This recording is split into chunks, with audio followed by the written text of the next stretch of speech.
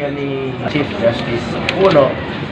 So, antayin na lang po natin kung ano po yung magiging desisyon ng NTC after susulat yung committee ng franchise sa lower house. Yung resolution ni Senator Drilon, mahaluan kasi yan ng politika. Bakit po natin i-deprive sa presidente yung power to approve or to veto a franchise? Lampas na po ng kanyang termino kung sakasakali, aprubahan man po ito. Siya po ang presidente ng ating bansa.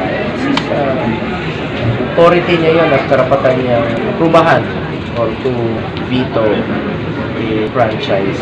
Bakit 2022? Ang tanong pa, bakit 2022? Dahil tapos na po yung termino ni Pangulong Duterte. Sinasadya naman yun. Saka medyo may halong, siguro tinutukoy ni Speaker Cayetano na talagang, siya lang yung pogi yun.